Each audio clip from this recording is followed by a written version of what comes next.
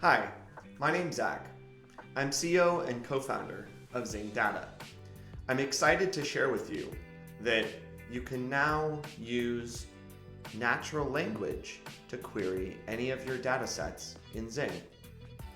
I'll walk you through how to do that. First, we're going to open the Zing app on iOS, Android, or the web. We're going to go to a data source, or if we don't have one set up, we can add one. In this instance, I'm going to quickly drop in the link to a Google Sheet. Zing will connect to that Google Sheet, ensure that it's properly formatted, and then I'm off to the races. I can start querying this just like any other database. Of course, if I wanted to connect to my Postgres, MySQL, Snowflake, Databricks, or any other major database instances, I could do that easily. Great. So now we're going to click on the source that we just added, and I see I could click on that table and visually query it or write SQL, but I want to use natural language to query it. So I'm going to ask, what was wind energy production in 2015? And then I'm going to click the text to question button at the bottom. This will parse my natural language using OpenAI, generate the necessary SQL, run that query on my data, and then show me a result.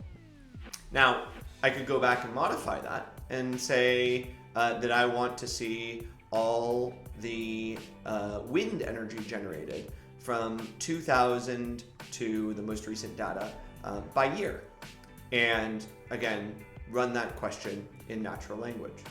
From here, I could save this question, I could name it, I could share it with a colleague, or I could save down the chart as an image or the data as a CSV.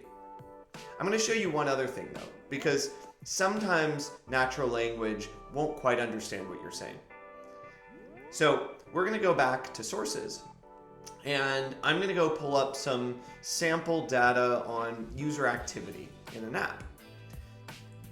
I'm going to get the count of events, so the count of event ID, and I'm going to group that by timestamp.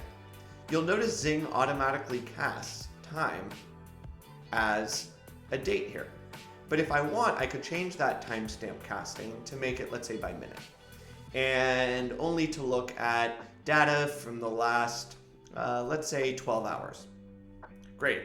I'm going to run this, and this is running on top of my live Google BigQuery data.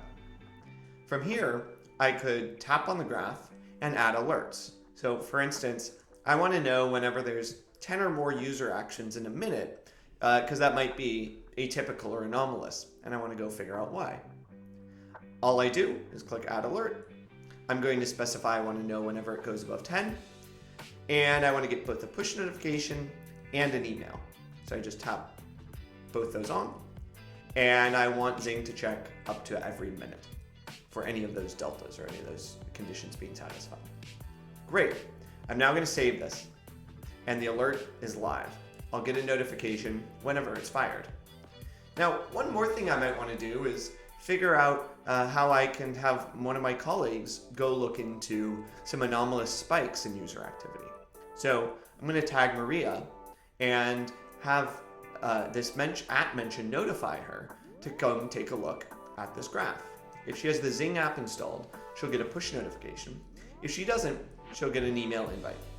This then allows her to quickly dive into it, and she could go cut it by something like type, or dig into even a more granular time frequency to be able to understand what's going on. You can try Zing for free at zingdata.com, and if you have any questions or feedback, we'd love to hear it from you.